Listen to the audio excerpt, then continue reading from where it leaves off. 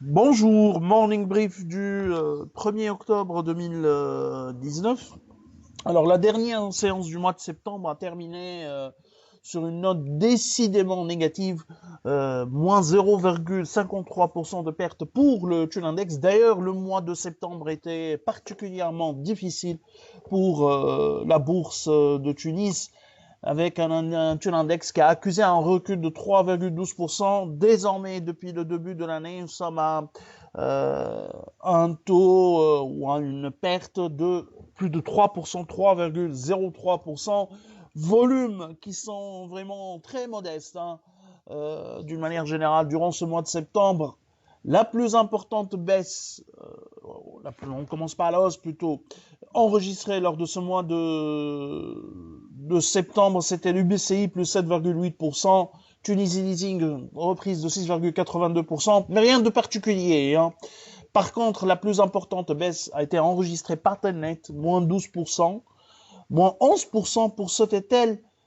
Nous, on est à l'achat aussi, bien sûr, Telnet et Sotetel, donc il y a une certaine, disons, méfiance envers des titres de qualité, mais le problème de liquidité pèse, hein, pèse sur les valorisations actuellement des actions tunisiennes. Alors, pour la journée d'hier, c'est donc une perte de 0,53% pour l'indice. Le titre le plus échangé était BNA à 180 000 dinars, BIAT 132 000 dinars de volume traité, SLBT moins de 200 000 dinars, donc des volumes très modestes. Electrostar, la meilleure performance 5,51%, Eurocycle 3,95% pour une réalisation d'une hausse de 3,95%. Faire attention, donc Eurocycle a publié un communiqué, on reparlera après. Tunisair progresse de 3,17%, Exabyte avance de 2,67% et Petit Papier qui a pris 2,65%. Magasin Général a perdu 4,49% et était la plus forte baisse de la journée du 30 septembre.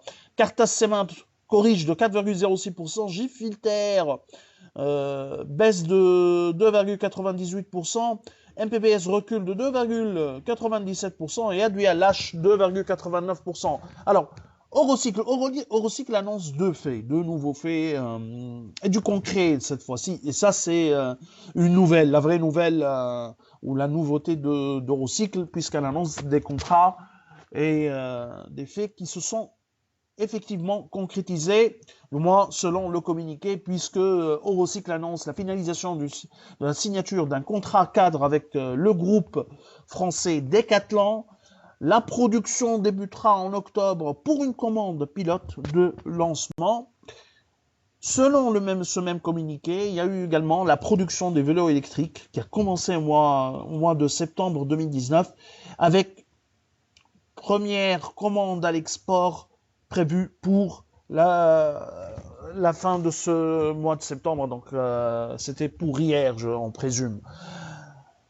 Donc ce sont deux nouveaux faits qui se sont concrétisés et ça c'est la nouvelle c'est la vraie nouvelle ou la vraie information pour Eurocycle, puisque avant ils annonçaient toujours des projets qui se sont rarement concrétisés ou où l'impact était vraiment marginal.